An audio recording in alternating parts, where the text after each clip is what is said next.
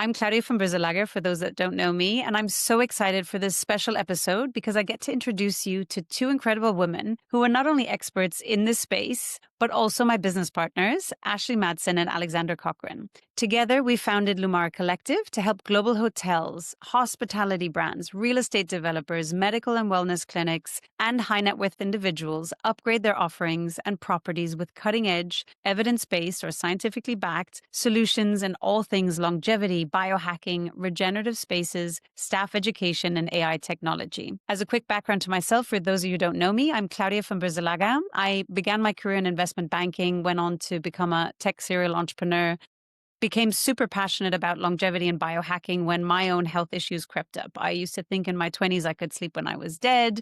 We used to completely ignore everything. And what came, of course, were chronic gut issues, chronic sinusitis, etc.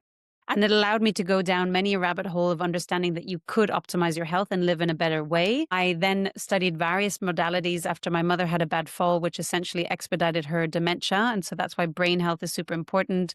I've trained as a bulletproof coach, meditation, NLP, Reiki mastery even as well. And it's been a beautiful journey of that body, mind, and spirit piece along the way. Jumping in quickly, it's Claudia. I absolutely love bringing you these conversations for free each week. And I can do that thanks to the generous support of our sponsors. These are brands I've personally vetted and believe in, and I think you'll love them too. Supporting them means you're also supporting the show and your own longevity journey. Thanks for supporting them. Now, here's today's sponsors. This episode is brought to you by Pendulum. If you've been listening to this podcast, you'll know that longevity isn't about quick fixes. It's about supporting your body at the root. And one of the biggest realizations I've had from talking with experts is that so many foundational systems, from your energy and metabolism to immune health and even mood, all start in your gut. That changed the way I approached my own health, and it's exactly why I'm such a fan of Pendulum. They're a science-driven company pioneering a whole new approach to gut health. In fact, Pendulum is the first company to bring live Akkermansia to market. This is a game changer. I recently started taking their metabolic daily, and I can tell you, I'm already noticing a real difference. My digestion feels smoother, I have more consistent energy, and I love knowing that I'm supporting my gut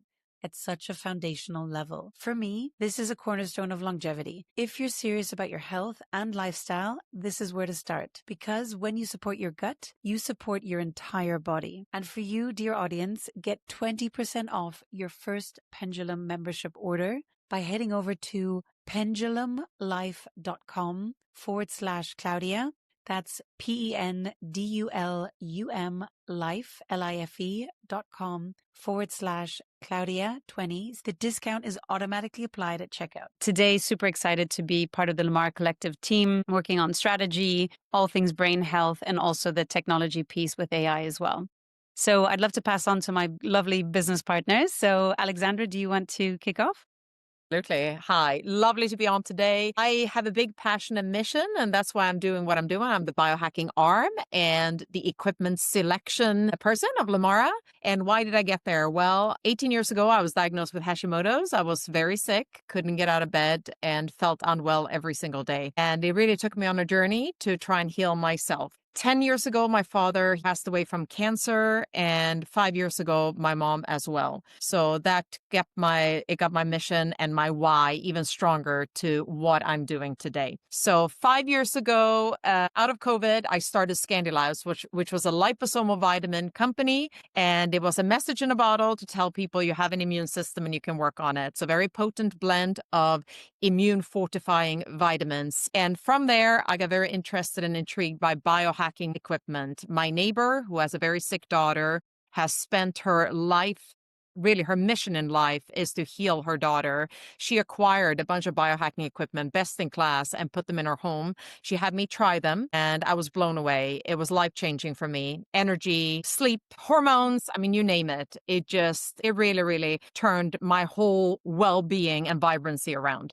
So I started getting these pieces of equipment into clinics, and they were as blown away as I was. So one piece of equipment became 16 now that is best of class that I represent and we represent now to clinics and homes, etc., because there is such a huge discrepancy in the market when it comes to equipment, the outcomes of them, but also whether they are breaking or not. And the same goes for staff training. So yeah, that's why I'm part of this very, very amazing team of powerful women that, we are really helping a lot of people. That's my mission and my why, to help as many people as possible to feel Beautiful, which we share as well. Ashley, would you love to give an introduction to yourself and your why? Yes, I feel inspired every time I hear everyone's story. It's incredible. And I love being part of Lumara.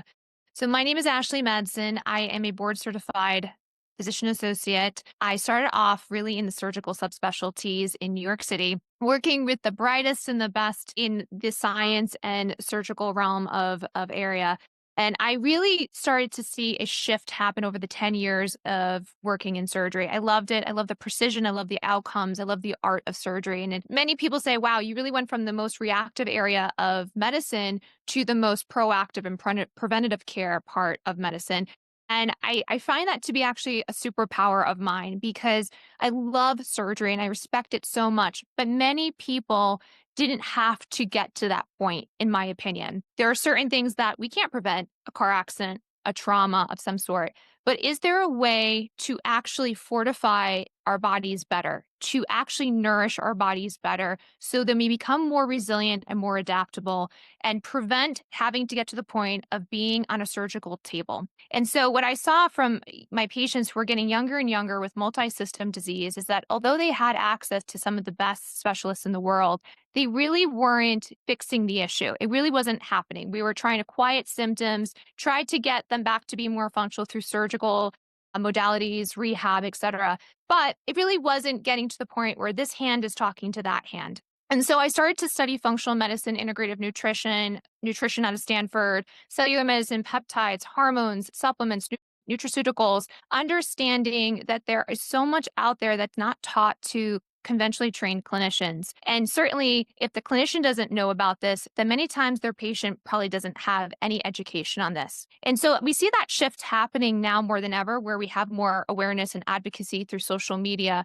But we're talking about, 15 years ago when I was first starting to practice, that so many clinicians were taught that this is the way to do things. It's an algorithm. You have to have a random controlled study to support the data. This is what the pharmaceutical company is offering. This is the only way to manage it. And we know that that has completely changed. And so I segued out of surgery into something called precision medicine, which is taking understanding of functional medicine, but still leveraging the best in class, science driven, cutting edge science and research that we have at our fingertips. And sometimes that means coloring outside the lines, but doing it with shared decision making and saying to your patient, these are some of the modalities. We don't have a random controlled study, a human study to support it, but these are some things that we can think about in doing. And so really leveraging DEXA scans, cardiovascular scans, coronary CTAs, all of this data, genomics, understanding that your genes don't determine your destiny, that there's something called epigenetics.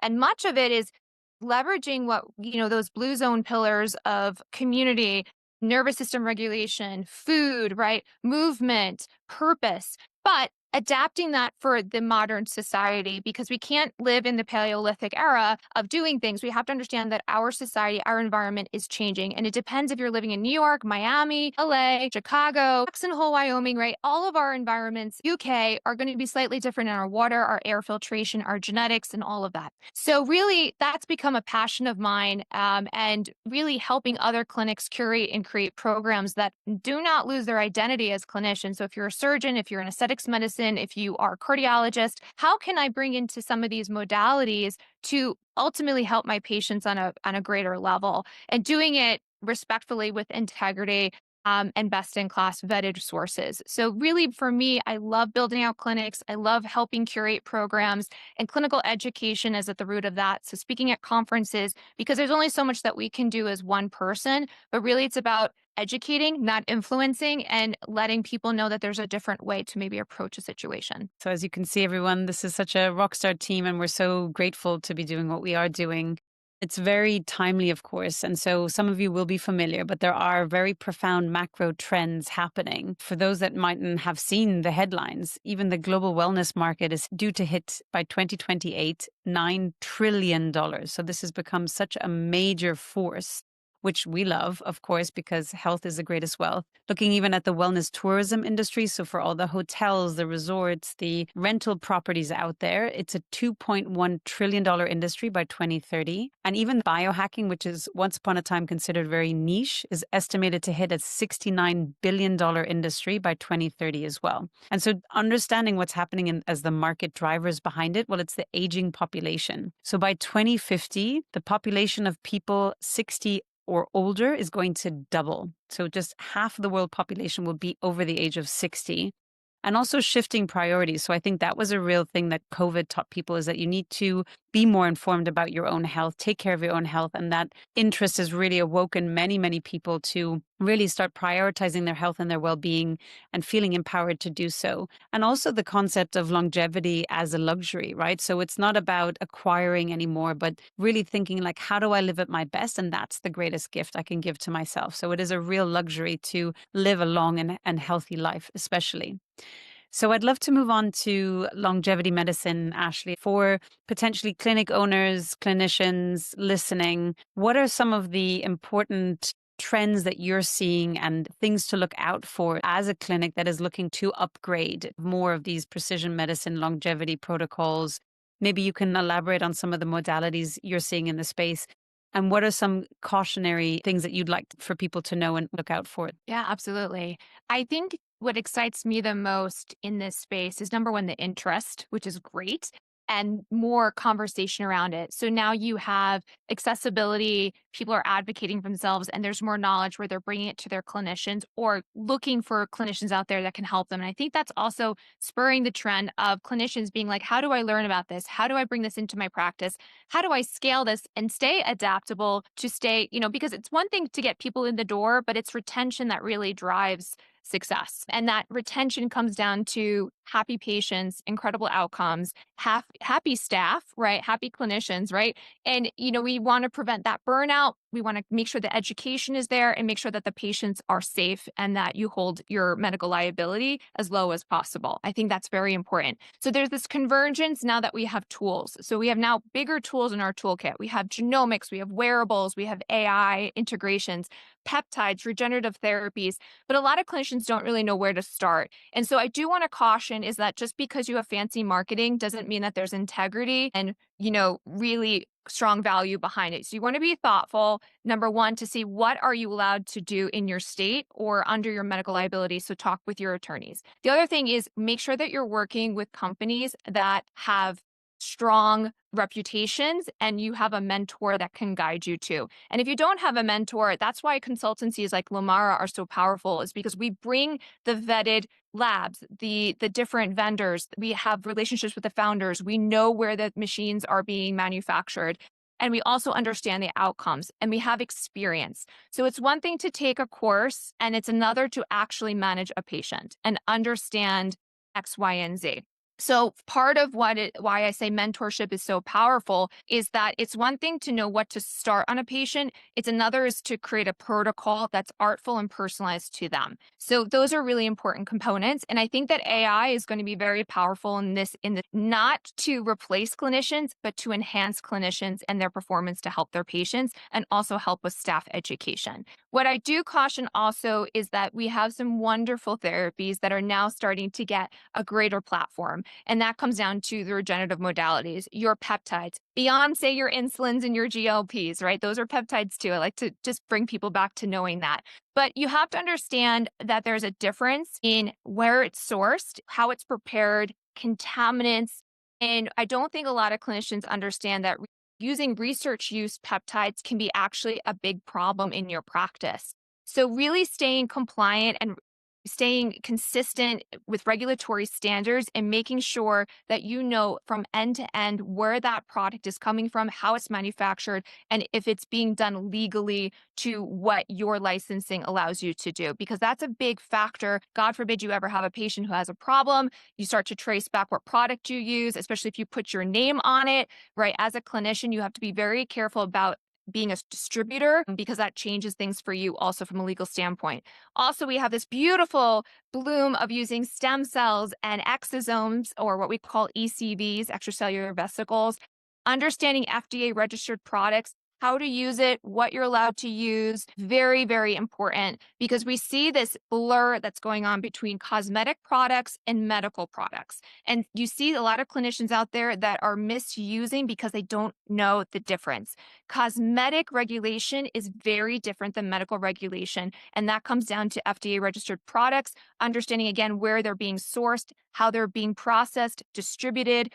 And you can get that information if you understand where to look and who to use and work with that can guide you. So I think those are very powerful tips and tools to make sure that clinicians understand when they are starting to get into this area of medicine. Yeah, and maybe just to expand for, clinics that come to work with us, some of them have an idea already and they know and they just need some guidance on some of the protocols. And there's others that we work together with where we really do a strategic assessment and deep dive. So really, helping to understand what is out there, what is possible, and then curating a roadmap around what is feasible, financial opportunities as well, membership programs. And as Ashley mentioned, and she's a big educator as well, of really training the staff, because I think that's also a critical point. You could have the visionary entrepreneur, docpreneur sitting there, but if your staff don't understand, and they're not going to be able to communicate with the end clients and patients as well. So it's really bringing it all together so that it's not just bespoke cherry picking, but actually as a full concept that will work and be sustainable for your business as well. And that goes with supplements too, which it can be a bit of a wild, wild west out there on that too, because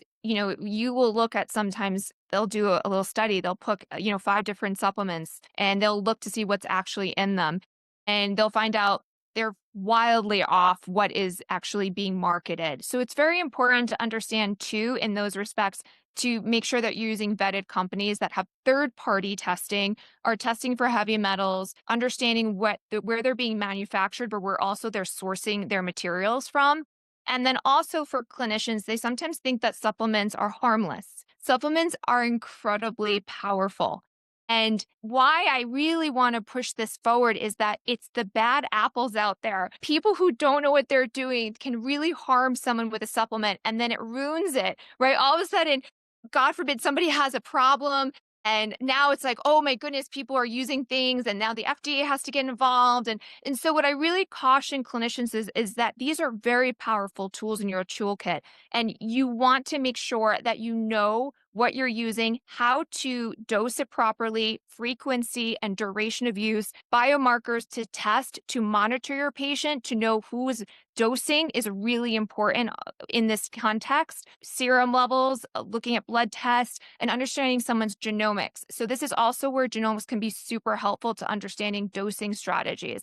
So I just want to caution it out there is that these are beautiful, amazing tools that I've used in clinical practice for so many years. Alex obviously can speak to it with her fantastic immune formula, but you want to make sure that you're utilizing it properly with good guidance and outcomes in your patients, because the last thing that any of us want to do is harm somebody. I'd love to move on to the biohacking equipment side of things. And so, as we know, there's an absolute explosion of equipments out there. And I just want to also differentiate between like devices and equipment, just so people get their head around it. So devices, as many of you will know, like the Aura Ring or the Apollo Neuro, right? So these are smaller pieces, but where the more powerful pieces of equipment, which are ideal for individual homes, but typically for clinics or for hospitality as opportunities. Alexandra, can you explain a bit about what are the things, the opportunities essentially, and what are the risks in general? And then I'd love to dive into a few of the different modalities that we represent and support our clinics with, just to educate people on that too. Absolutely. So there are many clinics that I worked with in the past that are top functional medicine doctors or neuroclinics that have previously been using all the stuff that Ashley was talking about, but you add the biohacking equipment to it and it just the outcomes, it supercharges everything that you're already doing. So that's why you will be using it. And also it's another income for the clinic. And you'll see that the patient retention becomes way better because the outcomes are better. So that's number one. But then how do you select the right biohacking equipment? Well, let's start with the red light bed, right? So most of the red light beds on the market right now are made in China. Okay, what does that mean? Well, it means that I would say 99% of the time, the quality is not the quality that you have from the bed that we represent. That is the only one made in America, actually. So, it breaks, okay? And when it breaks, you're waiting for parts from China, which can take 3 months. So your bed is all of a sudden out of commission for 3 months and you're losing the money on it. So that's number one. Number two is the outcomes, okay? So, a lot of companies, and I have a lot of people that go and use red light beds, they're like, yeah, it was all right. My sister-in-law is one of them. She's like, yeah, it's okay. So then I go and look at the red light bed she was using, and it was basically like Christmas lights that you can get in Lowe's or Home Depot. It was like strings of Christmas lights, and a lot of people are using these. And these Yeah. are big clinics that you would think would know better. The power, which is called the irradiance, and also the distance to the skin is very, very important. Those are two things to look out for, but there are many more, differentiators why you will pick one bed over the other. Now, that's for one thing. Let's talk about hyperbaric chambers. Well, most people that I speak to, they have no idea about the hyperbaric chambers. There's become a very popular trend with people having the sit-up chambers with a big glass. Well, it's actually, if the FDA comes in and check your clinic and you have it in there, they can not only take it away, but they can also shut down your clinic. It's not okay. They're actually dangerous. And we've had chambers exploding, right? In 2025, we had one with a young kid in it. So just to caveat, not we personally as part of our clinics, but No, right. the market, yeah. Sorry, not Lumara. That's why too. you would choose someone like us. So, very dangerous, right? And also the question should be, well, where are they made? With what materials are they made? Which means, because you're in there for 60 to 90 minutes and you're inhaling, so it could actually be worse for you than it's good for you. So you think you're doing something great. And the same with saunas, actually, where you're sitting and you're inhaling toxic glue. So you think you're doing this great session of detoxifying. Well, you're actually inhaling toxins. So that's one of the things. Then you have piece of equipment like, the Hocket. The Hocket is, 10 modalities in one. You deal with ozone. Ozone is super powerful. I love ozone. I'm actually listening to an ozone seminar tonight and I'm pumped about it. But ozone, if you inhale it, it's super toxic. So, again, that comes back to actually training of the clinicians or training of the staff that are going to be using it with patients. So, Yeah. and we've seen that wrong as well. Maybe an anecdote there just to share with the audience that we had a conversation with someone, and where he had previously worked, they didn't get the training until after it was up and running. So they were having people use the ozone. And so when they finally had the training, which was via webcam, they were asking, how often do you change the water? And they're like, oh, we didn't even know we needed to change the water. And then they're like, well, what is the valve set to? They said, where is the valve? And one of the guys got ozone poisoning for 2 weeks, which is very dangerous. And maybe if he hadn't been as young and fit and healthy, there could have been serious consequences. There's some modalities that do not need medical oversight, and that's very well fitted for more wellness clinics or for hospitality or private homes. And then other ones that you do need very strict medical oversight. What other ones would you like to share at the moment, Alex? Yeah. So, and then like you said, medical oversight versus not medical oversight. That's a big deal as well. So Mhm. instead of the hyperbaric chamber, we have alternatives to that we think are phenomenal outcomes as well. So hyperdissolved oxygen and ozone, we're putting it into tubs. People are soaking in it. We're seeing phenomenal benefits from that. We got IHT, intermittent hypoxia training. It's used in a plethora of clinics, everything from functional medicine doctors to sports clinics to enhance athletic performance to treat long COVID and Lyme, or even to psychiatric clinics where it's helping people with PTSD. So the spectrum of all these things can be very wide or very narrow, and it's a clinical oversight and not. That's where we are. And then the other thing which excites me and pumps me is the stacking of the equipment. So how can we stack them to maximize the outcome as well?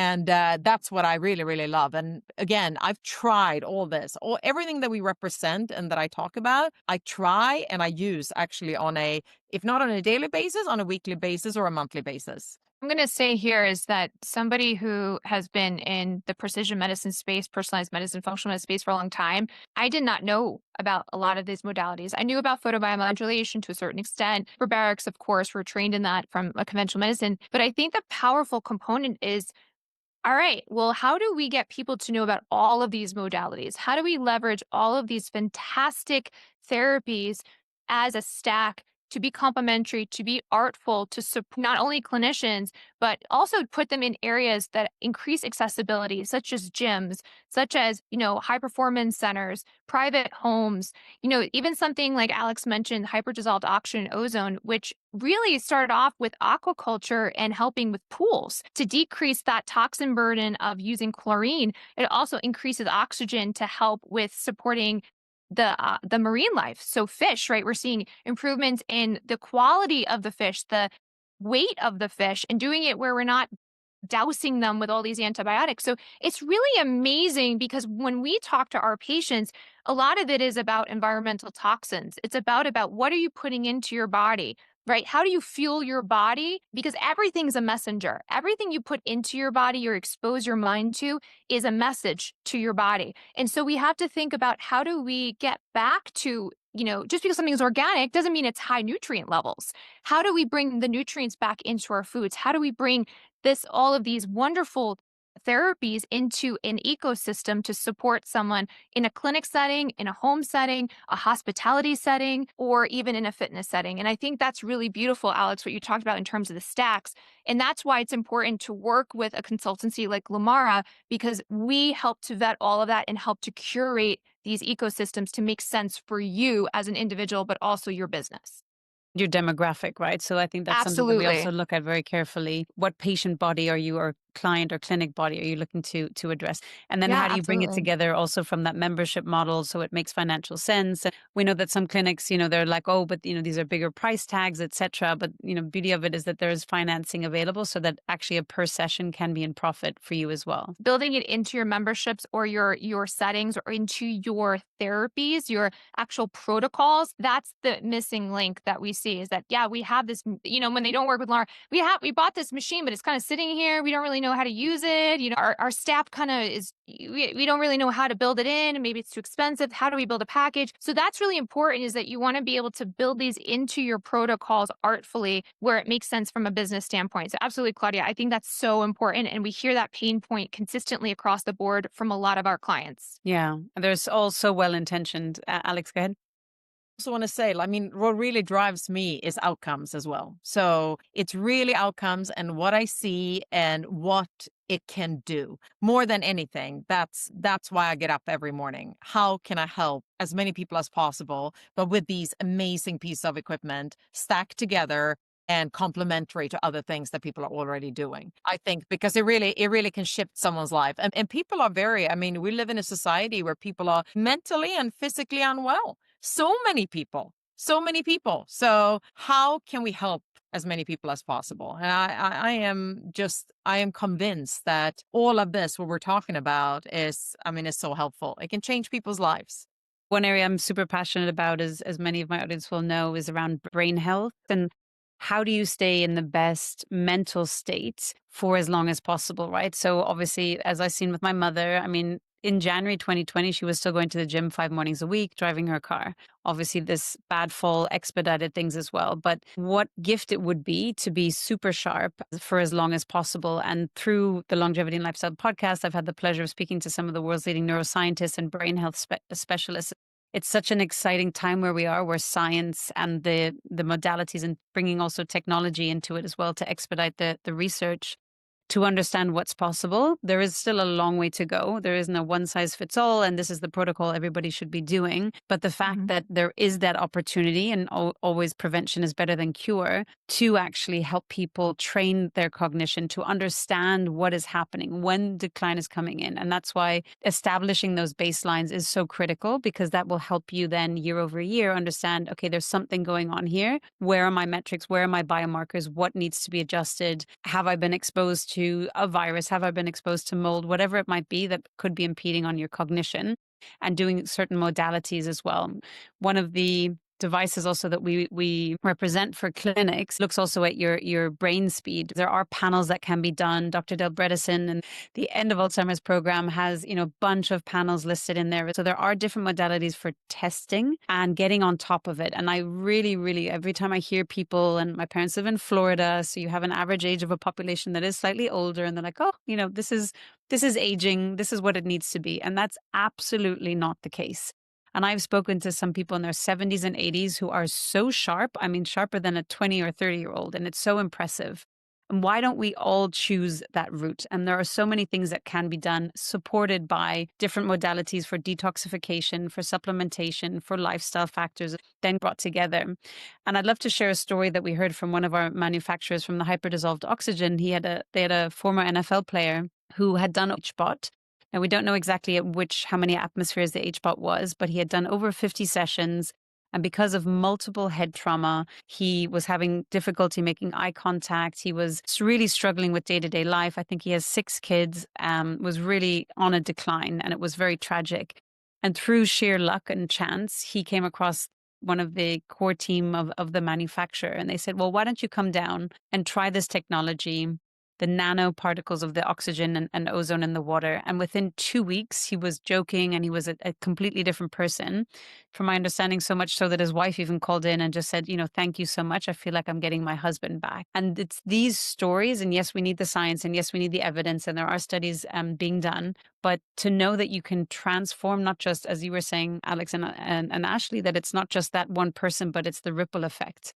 The whole family, like getting a father back, getting a husband back, the community impact as well, and the inspiration it is for other people then too. And the flip side is, and I see this now, like, I mean, my poor mother, suffering with her dementia, but the whole impact on the family and the wider family and everyone really, struggling with managing that and helping her, and all the details that goes around it as well. So it's really that choice that anyone can make starting today. How do you choose to show up? How do you choose to take that path of being the best version of yourself? And if you are clinics that hadn't thought about looking at some of these modalities or looking at some of these more medical side of things, then, do reach out to us. We would love to have conversations and help you also help your patients, help your clients, help your guests to have exposure to these cutting edge technologies with a lot of warnings. There is a lot of things out there that, be cautious of, but we can help guide you in that journey. And so I'd love to hear from Alexandra and Ashley. It's maybe anecdotes, maybe some success stories that you would love to share as well that you've seen over the last years in your journeys. Absolutely. I've seen incredible success stories from the red light bed. So that was the first piece of biohacking equipment that I started to represent. And it was over 3 years ago. First of all, myself. So my energy and my sleep and my hormones have never been better. And I'm almost 50 now. So that's pretty significant.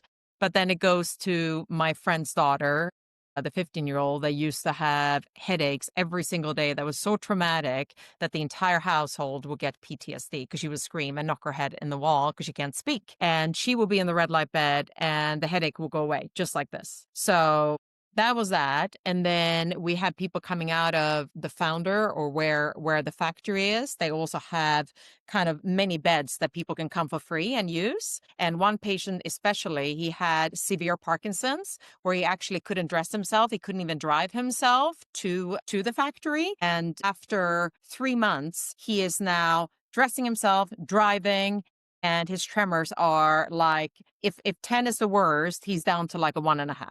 So this is significant. I mean, it's so significant, right? So that's one of the stories I've seen I'm on the board of a stem cell clinic in Thailand. And I've seen one patient, he got out of the wheelchair after being in a wheelchair for 15. I work together with a neuro clinic here in my town. I live in Vero Beach, and the neuro doctor, he has seen people walking out without canes after using, again, the red light bed. So after using canes for like 10 years plus. So these are significant stories. Out of the HDO tub, I've also seen significant things, which is everything from drug addiction that has been detoxified into the tub, where you can actually see the water getting brown, to people with headaches, with TBIs, like you just talked about, with my friend herself having had hard shell hyperbaric together with her daughter. So 2.4 atmosphere, her and her daughter, they've had it 2 times 40 sessions. They got the tub, they were in the tub for 3 weeks, and they're like, this is so significantly better than the H-bot. The differences that we see in clarity, in how we feel, is just like day and night. So, these are some of the things. I mean, we represent whole house water filtration systems. I have them myself in a home, and I think a lot of people don't understand the toxicity of the water, and not just the water we drink, the water that we are showering in, this is the biggest organ of the body, is your skin. So you absorb. And I saw a statistic of showering in regular municipal water. I live in Florida, and it's quite significantly bad here, but it's like smoking, a pack of cigarette a day. It's extremely. Yeah, I remember looking at the research and I didn't even think about it, but when you have a warm shower, there's steam coming off. So not only is it being absorbed through your biggest organ, your skin, but you're inhaling it at the same time as well. So it was just so shocking to realize it. And maybe, Alex, for people listening who might be interested, like what actually happens with filtered water? Because everyone's like, oh, a filter's a filter, but it's not. Not at all. So it depends on the filter, and depends on what the filter looks like. It depends on how many filters it is and the process it uses, okay, to filter the water out. So I have a whole house water filtration system on my house. And then at my sink in the kitchen, I have reverse osmosis, remineralization, and hydrogen. So I get all of those things, because even cooking with the water that is not filtered is a terrible idea. Just And because in the US, there's glyphosate in the water as well, right? Yeah, and if you live near a golf course, the pesticides, everything that are in there. Everything. So I think that's really significant. Now, the newest thing that we're all very excited about is the air filtration. And I don't want to talk too much about it, because I have one coming to my house and I'm going to trial it before talking about it. But this is, whoa, next generation. But stay put for that one. We're working with hydroxyls.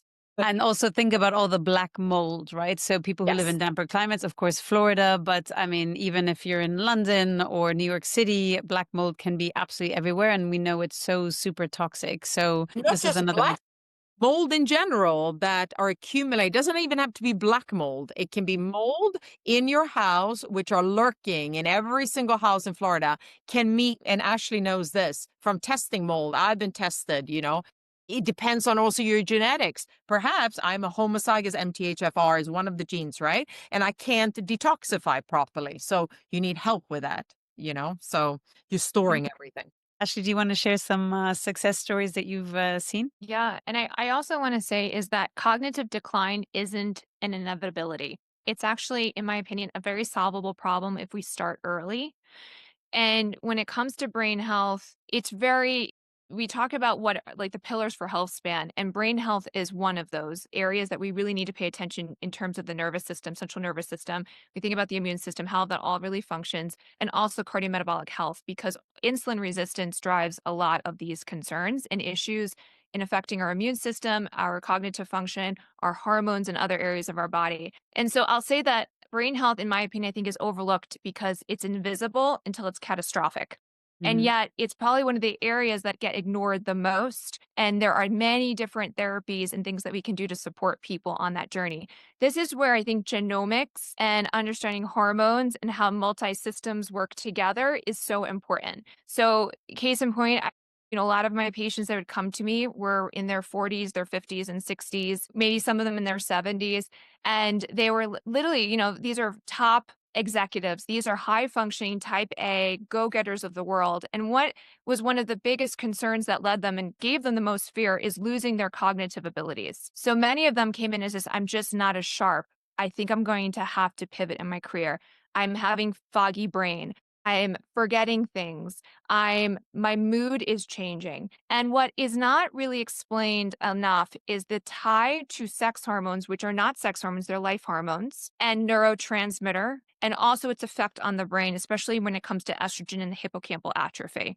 And that is very important because we see that with brain scans. And so what women experience, and I'll give you an example of one of my patients, was that this was a really high performing and incredible human, a woman who was a mother, a CEO, an entrepreneur, philanthropist, really was showing up in the world and trying to do the best that she could. And she was starting to decline. She was like, I'm moody, I'm anxious, my sleep is disturbed, I'm forgetting things, I'm snapping at my husband, I'm snapping at my kids are off going off to college. What is going on? I feel out of control of my body. This is not me.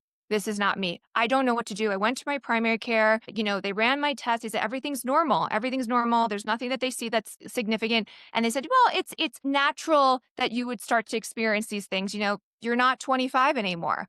And I hate that. There are many things in this world where I'm like, okay, but what really burns me is when women especially are gaslit. And they are basically said, well, it's normal, so just deal with it. And the other things that she was experiencing is that she didn't prioritize, but were important to her. But she was embarrassed to talk about is the fact is that she was getting recurring urinary tract infections. She was going on a ton of antibiotics. She was starting to get pain with sex. She didn't want to have sex with her husband anymore. So her marriage was suffering. And when we looked at the greater picture and beyond just the 18 or 25 biomarkers that a primary care doctor is trained to test, we started to see she had insulin resistance. She was having significant changes in her hormones. Her testosterone was in the basement. And for many people, you don't know this, that women have testosterone. Women actually have more circulating testosterone in their body premenopausal than they do estrogen and progesterone.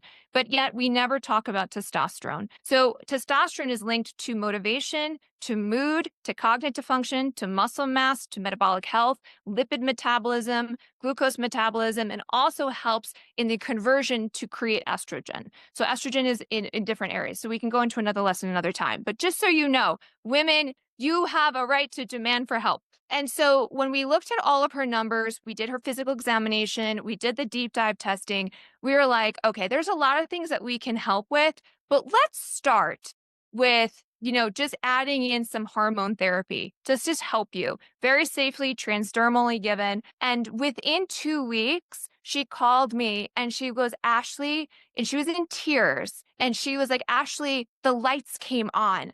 I finally felt myself. I felt like I wanted to go to the gym. I felt like I wanted to go to date night with my husband. I felt like I wanted to lift weights because she goes, I know what to do. I know I'm going to eat these nutrient-rich foods. I know I need to be protein forward. I know I need to do weight training. But if you don't have the desire, motivation, and the mental clarity, it is not going to be helpful for you to wave your finger at a patient and say, you should be doing this. Stop shooting on your patients. Clinicians, stop shooting on them. Instead, let's figure out what we can do to support them. And it doesn't mean that your patient has to jump through 17 hoops and prove themselves before you offer them these modalities. Because I also find out from a lot of clinicians, well, until you lose 10 pounds, show me that you're putting on muscle, you're eating well, I cannot give you hormones. And that is absolutely ridiculous. The whole point is to manage your patient over time. The dose you start with them may not be what the dose is in 6 weeks from now. It may not be the dose that they end up with in a year from now.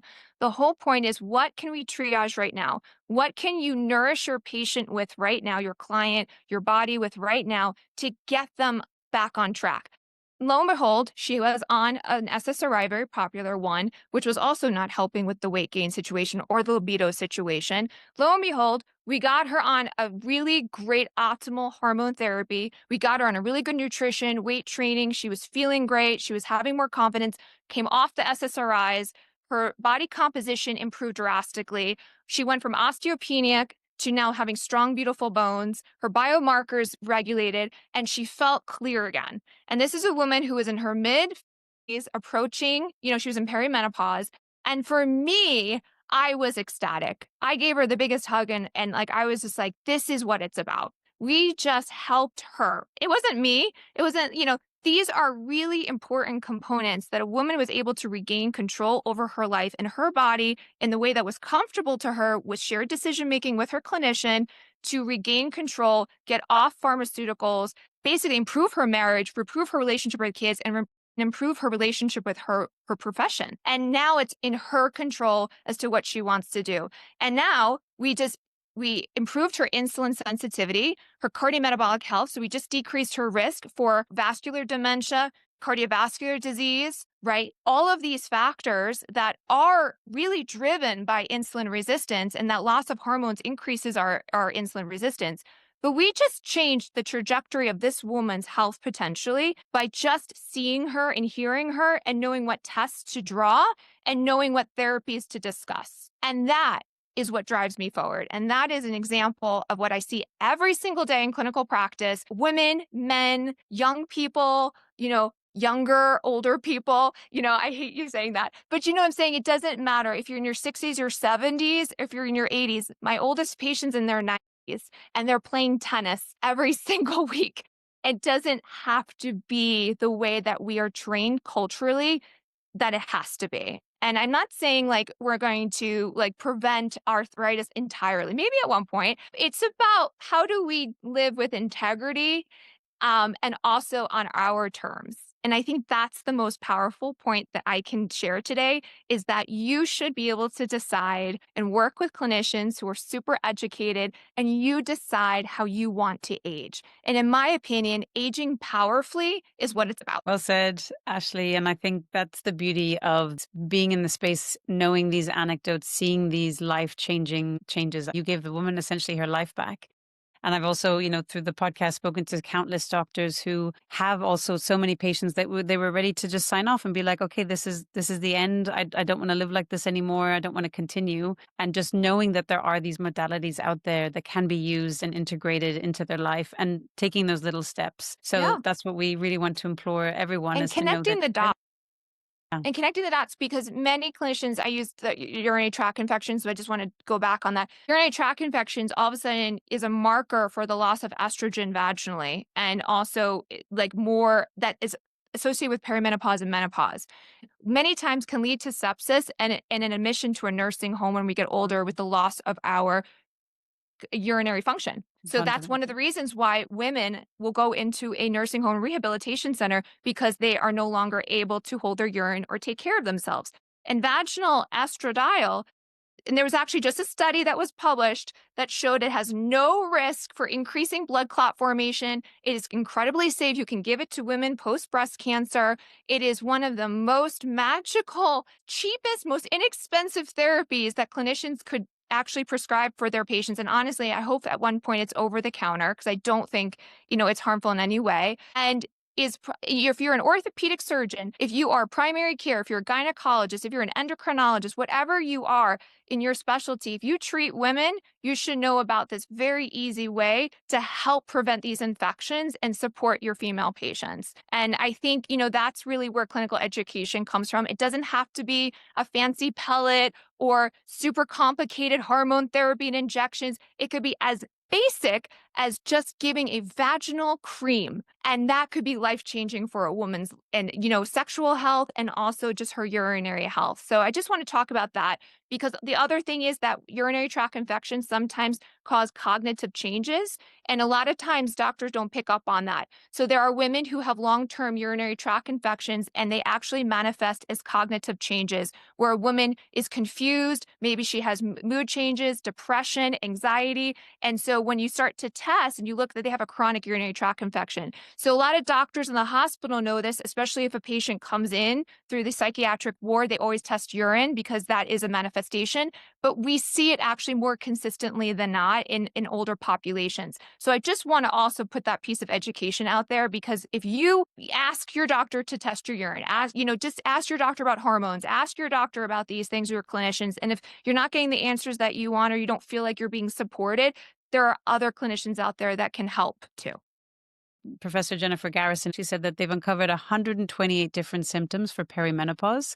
So if you have a doctor just gaslighting you, find another doctor, was the clear message. It doesn't always mean there's ill intent behind it, because as I said, we know what we know. And sometimes, to sit there and read through every literature and every study and be an expert in every single field is impossible. And I know I don't want to poo-poo on or say anything negative about our wonderful clinicians out there who are working hard every day, seeing 40 patients a day, doing the best they can. our system is broken. And I think that the more that we use technology, and I know we're also about I'm this, gonna is that segue you into that. can leverage AI and technology to help you with symptoms, to help you with treatment protocols, and also referrals, because we don't expect you to treat every single thing under the sun. That's why it's really important to have a network, a trusted network of also colleagues and other specialists to be able to refer out to. Exactly. And so beautiful segue, thank you, into technology. Some people are terrified and they think it's going to take over the world, etc. So yes, there are sci-fi movies where they depict things quite drastically. But I, as a technologist, am very, very passionate about it. Been really trying to understand the opportunities, also the risks as well. And I just think as a preface for people to understand of thinking of AI, it's not artificial general intelligence yet, which would be more human-like. We're not there. It's artificial intelligence, which is based off of machine learning. And essentially, it's trained on data and certain data sets. So even though it seems that ChatGPT can answer multiple questions, it's only trained on certain modalities. I would really encourage a lot of people to see it as a tool and to realize that it is here. It's not something that's coming, and really taking the time and education to embrace it. First of all, understand how it can help you, right? So what are tasks that are taking up a lot of your time that are not where you are adding your value add? And instead understanding, okay, how can I delegate those to technology, to AI? What is available? And obviously as Lumara, we're very glad in consulting and helping people understand their needs, but then what is available from a technology point of view, and to really utilize your time so that instead you can be more client and patient facing than having to do all the research. And I remember, Ashley, we were discussing the other day, back in the day, looking at multiple Excel sheets, looking at multiple reports. And as Ashley, the human, was like trying to bring together all this information. Well, data is what AI does really well. And so having trusted platforms that can integrate into your clinics, into your hotels, and I'll share an example journey of that, how it can be integrated, is such a powerful tool that allows you to be much more personalized, to go much deeper with your patients, with your clients, with your guests, because you can understand them better, assuming obviously that they're happy to share this information with you too. So I would really encourage a lot of people to see it as a tool. Are there risks? Yes, but inherently with many things there are risks that come with it. So it's understanding where to set up guardrails, how to interpret things.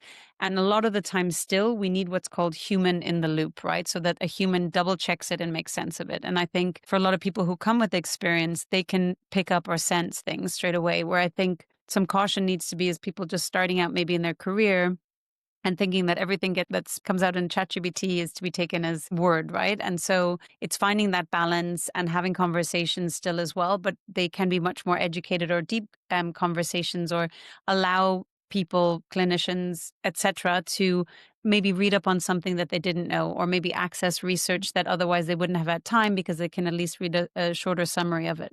So I think it's a really, really exciting time that we are in. I think this is much more fundamental than the Industrial Revolution, than anything that we have ever seen, is my personal view. And the more we are able to understand and embrace it and know what our superpowers are as humans, and do more of that, the creativity, the social connection, etc., that machines cannot do to the same extent. And I think the best technologies are allowing you to get things done more efficiently, so you can have more time for the people that you love, to have deeper conversations. So I think there's a lot of opportunities from a health perspective, from a patient or end user essentially perspective, and even for a hospitality perspective. And just to give an example there, imagine for the hotel, like you're going to travel to a wellness destination and you're really excited, and this is your annual vacation. And in advance, you are given a tool, right? Maybe it's an app or website that you fill out, and you share a little bit more about yourself, what you're looking to achieve. Depending on where you're going, you can also upload some of your reports and results, so that there's a real firm understanding of you. And then off the back of that, off of your preference, off of your history, a curated protocol can be put together for your stay, so that you don't need to think about it while you're there. You don't need to figure out, do I need to book this or book that? Or what do I need to be eating? Or am I going to enjoy this or not? Suggestions are made in advance, so you really enjoy your stay. And it's not just a stay to relax, but you're actually replenishing your health, which is just so, so important, because as Ashley was saying before, we don't live in the Stone Age where all we need to do is, make fire and go hunting for food. We have a lot of stressors constantly at us. So we need that rejuvenation, recharging time. And that's a beautiful opportunity. And we can use and leverage technology to make sure that it's curated for us, right? An N of one. And then even after this day, it's an opportunity to stay in touch and to make sure that we are constantly evolving and improving as well. So I'd love also to hear, Alexandra and Ashley, your view on technology and the opportunity there, and maybe any cautionary things that you see as well. Yeah, sure. Absolutely. I think you covered it very well, Claudia, as you are the AI expert on Team Lumara. But I so agree with you. But as exactly what you said, it points to community. And if you can leverage AI to help build community, I mean, I think that's phenomenal. And also to do things, more effectively so you can spend time with the ones that you love. That is really where it becomes super powerful. And I'm not afraid of it. I have friends that are very afraid of it. We are in it. And I think, trying to do the best that we can with that's the key. And I mean, in our business and what we are doing and what we're looking at doing with AI, I think is very significant. So Yeah, stay I'll tuned. share some of Everyone that. listening. Yeah. I'll This, share some. Yeah. this is very exciting. Ashley, how about you? Yeah. So the way I see it is that AI is not going to replace clinicians, but clinicians who use AI will replace those who don't. So this again is about adaptability, and that can be very overwhelming for a lot of clinic owners. And so this is also another way that Lumara assists because again, you've been practicing medicine a certain way and you're like, wait a minute, what am I doing here? How do my patients are coming in asking for things, or how do I clone myself in a way, right? I think that's one of the biggest pain points that we hear is that there's only one of me. How do I, see more patients? How do I help more people? I have other things that I want to do. How do I staff train? How can I help this person feel better?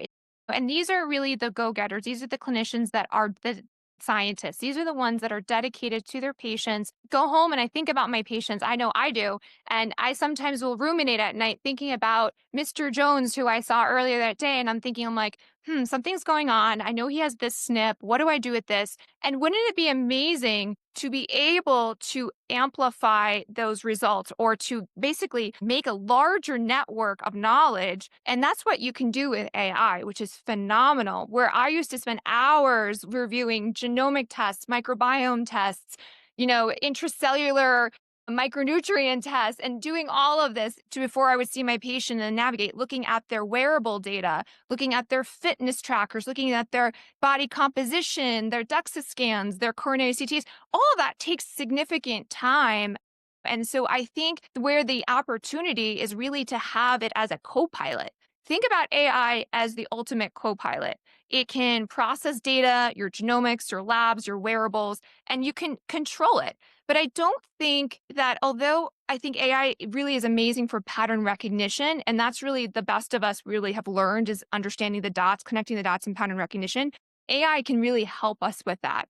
But ultimately, clinicians are still going to provide the wisdom, the empathy, and the judgment. And I think that together is the most powerful synergy and fusion going forward. And instead of being scared, think about it as excitement. So instead of being nervous, feel that excitement and be like, oh, this is really interesting. But how do I change it so it's not overwhelming to me into learning something new? So I still think medicine is human. I just think that you have to understand context, nuance, and also keep the empathy and keep that human quality. Yeah, beautifully said. And so some things that we're working on and still very early stages, but looking at, how do we support clinicians, sort of that co-pilot effect with also for end users, right, to better understand themselves.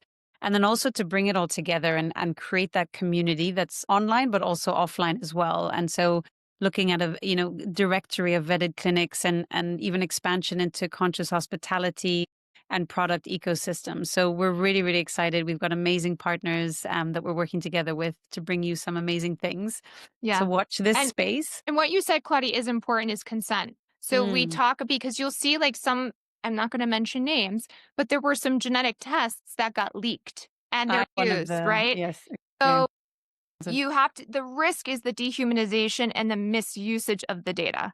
And so I think that is a scary component, which is why a lot of people don't want to do genetic tests. They're like, oh, it's going to be used against me in some sort of way, or someone's going to hack into the system. So absolutely, we need to build these guardrails, and we need to make sure that systems are in place to protect individuals and not have it being used against them. So I do understand that, and I value that perspective greatly, because I do think that is incredibly valid.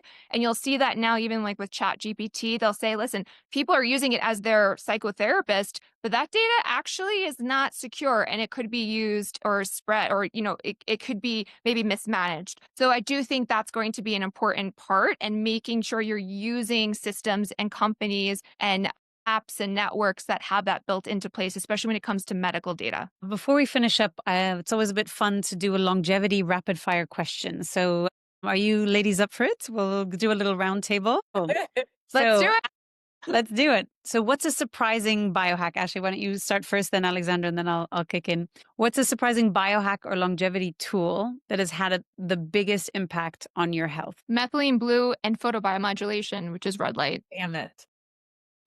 I know. But Alex and I both feel the same way. And I use it on my puppy. I don't use a methylene blue, but I use red light therapy. You guys know. I use it on my puppy. Game changer. Yeah.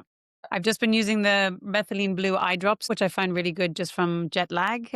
And so I thought that was really cool. I love the neurovisor, which is the pulsating light. So research out of MIT last year showing that it helps to clear even amyloid plaque, but excellent for neuroplasticity, for a real sort of midday reset as well. And I want to say also, I'm taking ashwagandha with L-theanine and rhodiola, and I find that my energy and focus remains very constant and consistent throughout the day. I know I've listed a few there, but next question. Only keep one longevity habit for the rest of your life, Alex, to start with. What would it be? Wim Hof breathing. Ashley, how about you? Strength training. Yeah, really good. I think it's made the most difference in my life. I mean, obviously nervous system regulation, very important, but I think strength training really, I changed from cardio focused, which is a lot of us are taught, to really just thinking about lifting weights. My body's not, I mean, I'll tell you, I'm 40 years old. I'm in the best shape I've ever been in my entire life. Yeah. Beyond when I was 18, beyond when I was 20, when I was an athlete in a college or high school, I have the best body composition I've ever had. Yeah, amazing. And I'm 43 and I noticed that too. I love weight training and it just makes me feel so good, sets me up to win the day as well. So it's been a real game changer. And what I love as well, which is quite funny, if I'm traveling, I have my kids with me and I have a heavy suitcase and these lovely gentlemen are like, can I help you? And I'm like, this is what I go to the gym for. The 20-kilo suitcase, no problem.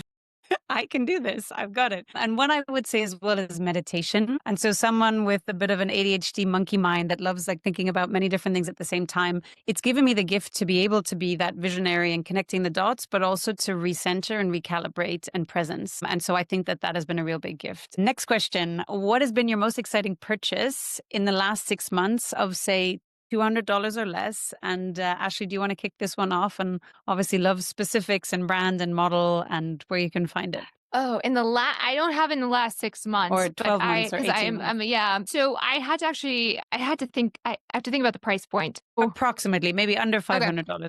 So I'm going to tell you, I'm going to give you a couple. So I think we all love our Aura ring. This is more than $200 though, but a very strong investment. And also the Whoop is also amazing. And I believe the Garmin, my friends, Garmin might have styles under $200. I'm not 100% sure, but some sort of trackable wearable for your heart rate variability and your sleep is dynamite. The other thing I definitely know is under $200, continuous glucose monitor.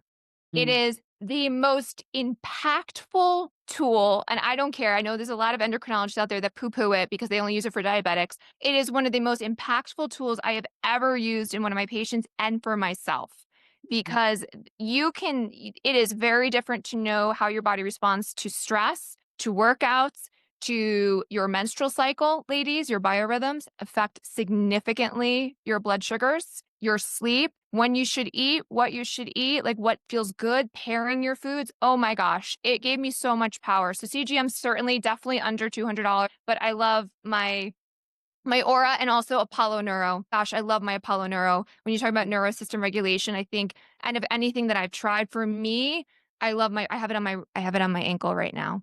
I love it for focus. It is amazing. I utilize it for focus. I don't use it for sleep. I use my Aura for sleep, but for focus, I have found my Apollo Neuro to be absolute dynamite. Yeah. And energize. I like the program in the morning for energizing as well. Alexandra, how about you? Got to get that at Polyneuro. Dr. Full Dave of Rabin, shout out to you. Yeah, exactly. Goodness. Yeah. So the aura for sure is one of my favorites. And it was really an eye opener to see how your sleep changes with, for example, your eating habits before bed, like how long you stop eating before bed, and also obviously screen time and throughout your cycle as well. So I think that is phenomenal. And also measuring the HRV. Like how does that change? I mean, I think that's incredible. Yeah, the glucose monitor, I got Ashley, and I'm sticking it on. Like I got it like 2 weeks ago, and I'm going to stick it on. I can't believe I haven't used it yet. So you really reminded me on this. It's Yeah, amazing. I yeah. know. I wish for myself I had a maybe more creative one. I mean, I love the 5 minute journal, which is now called the 6 minute journal, which is really great. It's a gratitude practice, and it really trains you in finding the positive, even in challenges that happen in the day. So that's maybe a lower price point that I'd recommend. And I can just highlight what Alexandra and Ashley have said in terms of the aura and in terms of the CGM. And this is going back to 2021 when I was trialing the CGM as a non-diabetic and wearing an aura ring. And it feels like a lifetime ago. And at the time, people are like, why are you wearing this? And what is that thing? Now everyone's in the know. And it picked up that because of my prolonged intermittent fasting, which I thought was for me the whole time during the whole space of the month, I was becoming hypoglycemic at night, and it was causing me to wake up, even though I had optimized and hacked my whole sleep routine, which was causing a cortisol response essentially as well. So I was not really noticing that I was waking up, but I wasn't sleeping very well, still waking up groggy. And it's because I was becoming hypoglycemic during the night, which I was able to solve with some almond butter, but closer to bedtime as well. And then finally understanding when to fast, when not to fast, etc. And also immune system, right? Alex, like Yeah. you right, when you're doing your certain routine that you've even said that your HRV is better. And for me, I know I love the body temperature because I track my cycles, and you'll see that beautiful increase in your body temperature after you ovulate. You'll see that progesterone, right? Estrogen increases your body temperature. But I'll also know if I'm feeling a little tired and I'm beating myself and I'm like pushing through, and I'll look at my body temperature's elevated, it's a sign that your immune system may be fighting something. And in those situations, I back off, take some Scandi Labs, and think about things that you can do to before it actually becomes more symptomatic and before you get that cold, the flu, all of these other things that are going around, that's like the first sign. You'll see the heart rate, you'll see your, the HRV, you'll see the body temper shift, and that could be a big sign for you to, pivot. Calibrate. Yes. Yeah, exactly. But yeah, exactly. The resting heart rate goes up, HRV goes down. And I think for me in the aura, what I really like with the upgrade is the stress, the daytime stress. And it's so important for me because of the way I function. My stress levels tend to be quite high, but that's unfortunately how I've learned to function. But for me to do the recalibration during the day. And so my recovery is excellent. Like Aura loves my recovery, but they're like, you spent a lot of time in that as well. So I think these things are very, very valuable. Knowledge is power, is what I Yeah. want to say. And this is really what we're saying here with everything, right? To fix it. So what's a book or resource on health you find yourself recommending over and over? This is a big book. This is not like one of those easy flip books. It's called Medical textbook. Cancer. Yeah, it's Cancer as a Metabolic Disease. I think every clinician should read that book. I mean, if people are interested in too, they can read it. It's a lot. It's heavy. It's not a layperson's kind of read, but it really opens your mind, understanding how metabolic function really is at the root of a lot of these age-related and chronic diseases. And especially, I don't even say age-related anymore because we're seeing people in their 20s with an all-time cancer high, right? We see out of Sloan Kettering, they talk about this quite often. We're seeing the rise in colon cancer and breast cancer and others. And I just think that that book was extremely educational to me. Yeah. Dr. Rao is one of them. Okay. Dr. Rao out of Switzerland. Have you read his book, Ashley? I don't think so. No, he is kind of, I mean, he's incredible. It's functional medicine, and yeah, he's phenomenal. I also like the book Toxic. Oh, Toxic. That's a great book. It talks about some, protocols that can help with clearing mold. And also because Lyme is the great mimicker, and we see that many times tick-borne illness, and also you'll see the combination of mold illness, and a lot of clinicians don't know where to go first. They don't know what to treat first and how to treat it. That's a great book. Easier read. definitely an easier read. It has nice protocols in there too. But I love that book. That was really very educational. Rao talks a lot about that, actually. He talks a lot about the mold, the heavy metals, and the parasites and how to treat that all. And Amazing. that's amazing. And the other one is about Hashimoto's, and she's a Mm. British lady that has written it. And I tell everyone with Hashimoto's to read it. So I'd say my ones, obviously brain health is a big thing. So one is the End of Alzheimer's program by Dr. Dale Bredesen, which I find so powerful. And in general, the lifestyle recommendations that are made are really, really powerful, but it gives you the diagnostic tests, etc. Also from my dear friend, Dr. Kristen Willemeyer, former director of brain imaging from the Amen Clinics, Biohack Your Brain. It talks about also the clinical research she did with former NFL players and really how to take care of the brain, how to reverse some of these conditions or at least pause them in their tracks. And I love also Limitless from Jim Quick, which is a really powerful book. He came as a brain injured child. He was known as the boy with the broken brain. And now he is a superstar meta learner. I've even taught my kids about palace memory and the 10 brain foods that they can still recite. Held a talk recently in a school. I had 60 kids doing it and repeating it. And even days after, they were showing me that they still remembered it. So yeah, there's so many amazing educators out there. But those would just be three to start with. So as we finish up today, let me finish one more question here. What's one piece of advice you'd give to someone in their 20s or 30s or 40s looking to set themselves up for healthy aging? Oh my goodness. Yeah. Can I say I like to say the 3 M's: muscle, mitochondria, and mindset. Because, and I think you have to reframe things when you go through challenges. It's really, you need to have challenge, right? That's how our immune system builds. That's how we improve our muscle function, but it's also how we improve our ability to tackle and explore other things in life. So if it's your profession, if it's your relationships, is to really build resiliency. And I think that's what it all comes down to. So maybe pivot your way of thinking. And if you hit a roadblock, think about, "Okay, what is this trying to teach me?" And, you have to encounter difficulty to get stronger. So I think the more that we start to shift that understanding, you'll thank yourself later on. That's I that's love my it. advice. Amazing. Alexandra, how about you? Yeah, so for me, I think it's look at food in a way of either feeding your cells or actually killing. So, it's either kind of one or the other, where it's actually going to be nourishing for you or it's going to be kind of damaging for you, right? Yeah. So don't look at food in the terms of calories. And it comes from a very personal space where I used to do that, right? That's how I Yeah. did health. So I lived on Diet Coke, sugar-free candy, coffee, and slimming pills. That was my diet for 8 years. I looked like a stick with an 8-pack, but and it was only about the outsides. I always tell like younger girls, like my kids' age, the girlfriends and stuff, I said it's all about nourishing, because if you feel good on the inside, you're going to be glowing and looking good. And it's about feeding yourself with the right foods and also the right people around you, obviously. So everything, look at it from, that type of angle, I would say. Beautiful. And I think I would just add to that, I think it's never too late to start. Some people feel like, oh, I'm already in decline, I can't do it. I mean, you've heard our stories, particularly Alexandra and my one, that you can reverse a lot of things. It's never too late. So at least get started on that as well and reach out to like-minded community for support, right? So there are people out there, sometimes not in your direct immediate surroundings, but you're not alone in this. And that community, that sense of being part of something bigger is just so, so important, and reach out to us. So with that, let's share. I think everybody, obviously there's Lumara's contact, right? So our website is Lumara, Lumara -collective.com. And if any hotels, clinics, etc. are interested, it's info@lumara-collective.com. But also let's share our social media handles. So Ashley and Alexandra, if you want to share yours, and I can reiterate mine as well. Yeah, sure. So my Instagram handle is Ashley Madsen official. So it's Madsen, not Madison. It's very funny. I know. Everyone, ha ha ha ha. So Madsen spelled Madsen. So Ashley Madsen official.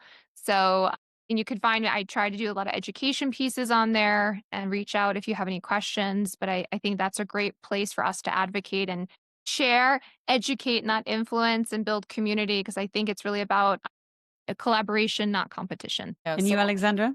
so I am Scandi Labs, like Scandinavian Laboratories, SCANDI Labs. And I talk a lot about biohacking equipment and biohacking stacks on there. I also have the Biohacking Blondes, which is a podcast that I co-host together with Molly. Beautiful. And for those who don't know me yet, I'm at Longevity and Lifestyle on Instagram, and then otherwise on LinkedIn as well. Claudia von Berzelaga, tricky name, I know. But what is one parting thought or message that you'd all like to share with the audience today? Live with integrity and live with vibrancy, and follow your passion, and also have a mission and a purpose that is bigger than yourself. That's great, Alex. I love that. I really, because it's about joy. And if you're not feeling joy, I mean, listen, every day is going to be rainbows and butterflies, but if you feel out of alignment with yourself, listen to it. And there's a way, and there's always options. And if you are stuck, reach out to community. I think that's AI is not going to replace that, but you can ask your AI for advice, sure. But really, it's about building community and networking. And so, my other thing would be longevity medicine. It's not about quick fixes, right? It's about really the compounding health gains over time. And pay attention to what feels good for you. You know yourself best. And if something doesn't feel right, if you feel a shift, you feel something's not going on, there's something that's off, there's a way. And, I think that at the end of the day, you have more power and control than we are led to believe. And so if you're not getting the answer to the question you're asking, look elsewhere and you will find it. Beautiful. And I think I'll piggyback a little bit on Alexandra as well, and steal from Joseph Campbell, follow your bliss, right? And so following your bliss also might mean going through path of darkness, of dealing with trauma that you might have had, of having to repair health issues, of having to grow personally, and realizing that your environment and maybe even your friends, maybe your family might be a little bit too toxic for you as well. And so it's not always easy, but if you listen to your heart, you follow your purpose and your bliss, then you should be at a place where you're making a big impact in the world. And that's what we need more of more people here making an impact. That's what we're hoping to do and looking to do and doing. So, so grateful for all of you. Thank you so much for tuning in. It's been such an honor and pleasure to share this with you today. So, and thank you, Ashley and Alexandra, for coming on as well. Hi, everyone. It's Claudia again. Before you take off, would you like to get a short email from me to you several times a month with top tips, insights, and strategies to help optimize your life, health, and business? This could be interesting posts or articles I've read on life and longevity optimization, cool biohacking or lifestyle products that I've discovered, and other fun things to help you be at your best. It's a very short piece of inspiration for you. So if you want to receive it, check it out by going to llinsider.com. That's llinsider.com, and leave your email to get the next one.